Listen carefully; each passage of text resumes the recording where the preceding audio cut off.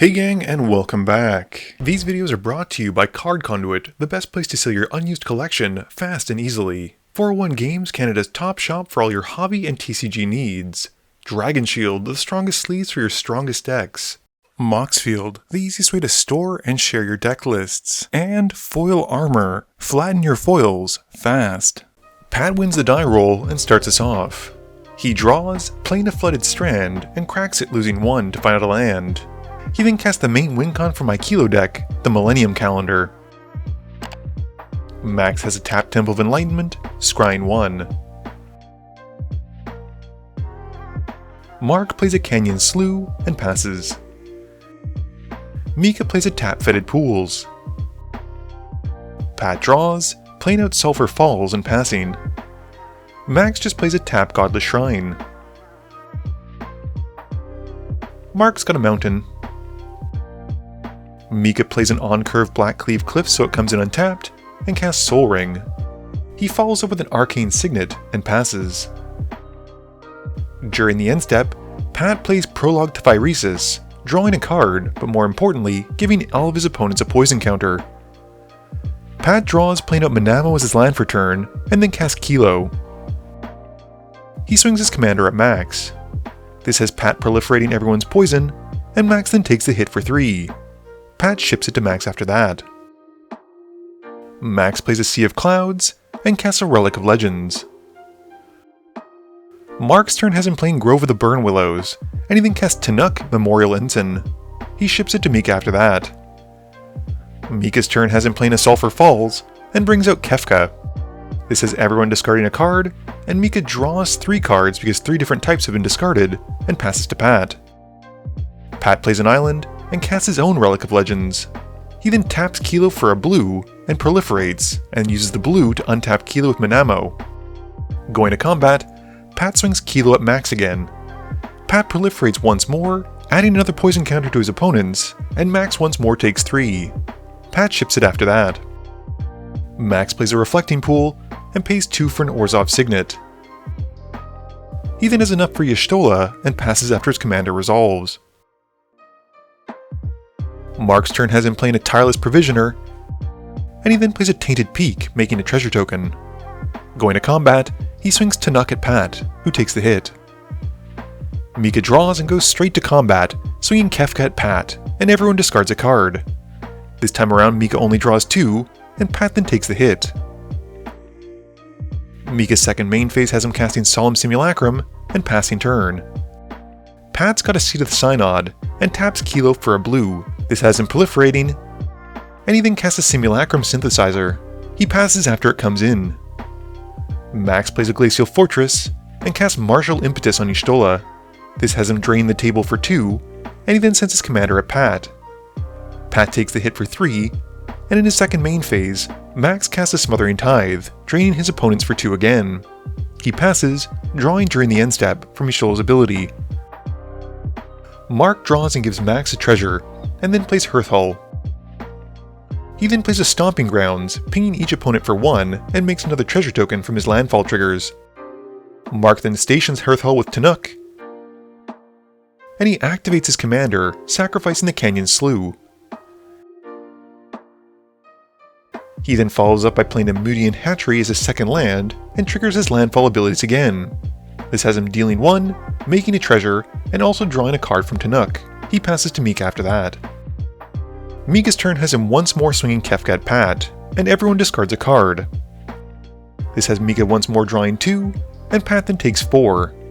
After combat, Mika plays Jeska's Will, but Max counters it with an Unwind, and drains his opponents for 2. Mika then plays a Rausch's Theater, surveilling 1. He then casts Talisman of Dominance, and then a Dimir Signet. Mika then passes, and Pat casts an Emergency Eject and targets the Smothering Tithe during the end step. Max responds with Teferi's Protection though. Pat also gets to proliferate as well, and then moves to take his turn. Pat draws and taps Kilo to untap the Relic of Legends again, proliferating, and then untaps Kilo with Manamo. He then casts a Mindless Automaton, and makes a Construct token off the Simulacrum Synthesizer, and passes. Max draws and plays an Archaeomancer's map, draining his opponents for 2 and going to find 2 plains. He then plays a plains and swings Y'shtola at Mark. He then takes 3, and during his end step, Max gets to draw a card thanks to Y'shtola's ability. Mark draws and plays Titania, Nature's Force, and then drops a Sheltered Thicket, triggering his landfall abilities. He also makes a 5/3 off of Titania, makes a treasure, and deals 1 to his opponents. He then stations Hearthhull and makes it into a creature. He then sends him at Pat. This has Pat dropping to 7, and Mark then activates Hearthhull, sacrificing a land and dealing 2 to each of his opponents. He then plays a Stomping Grounds untapped and takes 2, dealing 1 with Tanuk and drawing a card, making another treasure token, and making a 5/3.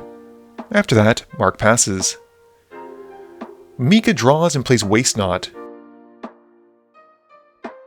Mika plays a Shatterskull Smashing, targeting Kilo and Titania, which has Pat responding by tapping Kilo to make a blue with the Relic of Legends, and proliferates.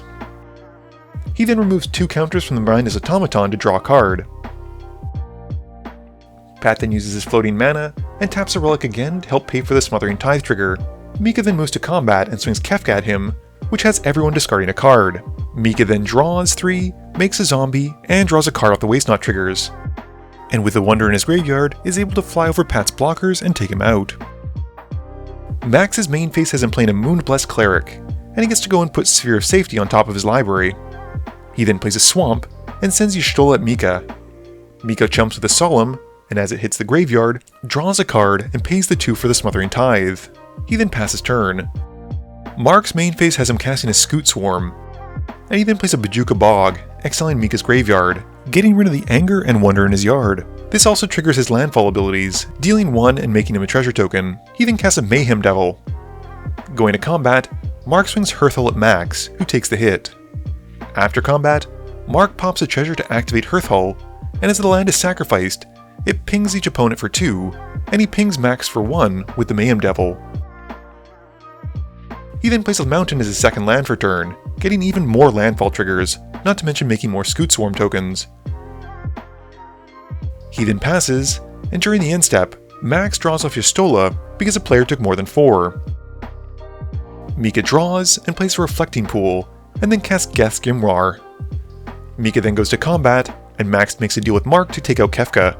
Max sacrifices 5 treasures, and Mark uses the Mayhem Devil triggers to ping Kefka.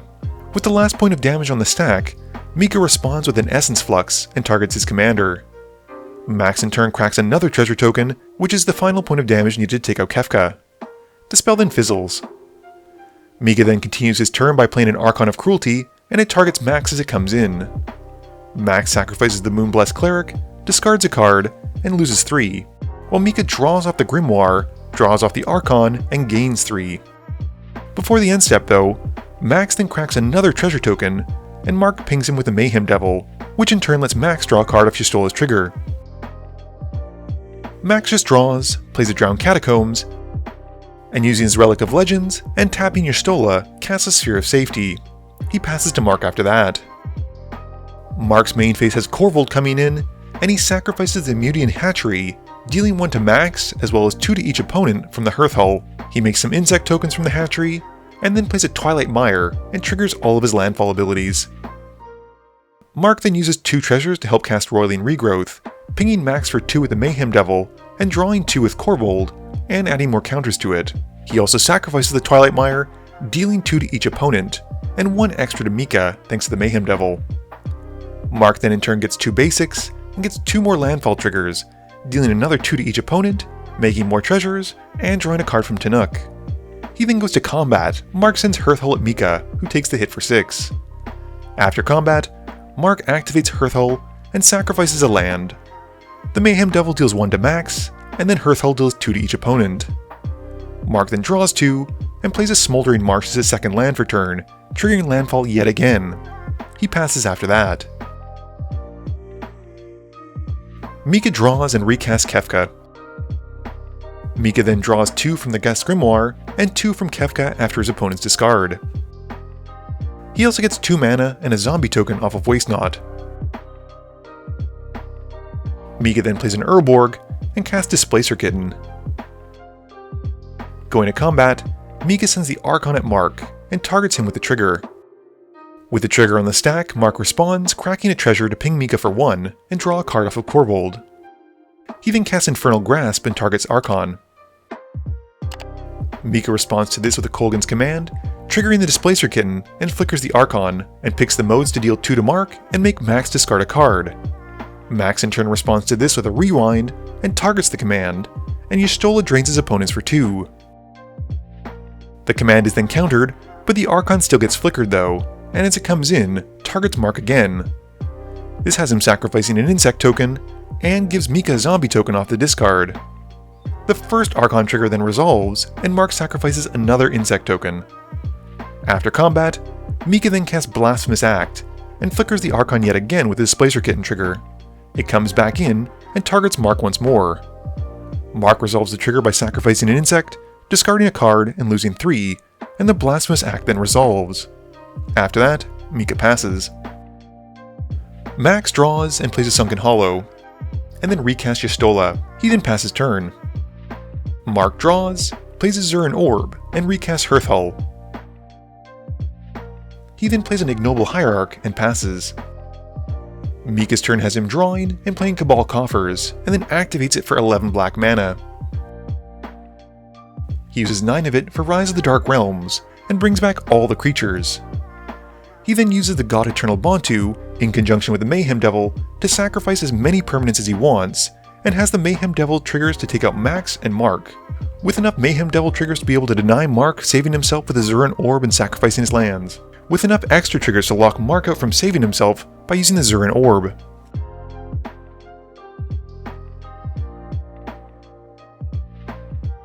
Game review time. My goodness, is Kefka a good card. I think it goes without saying that making your opponents discard while you're simultaneously drawing multiple cards seems very, very strong. That, coupled with the fact that a lot of the cards that you discard in the deck can give you value like with Wonder or Anger, really makes Kefka a threat for the game.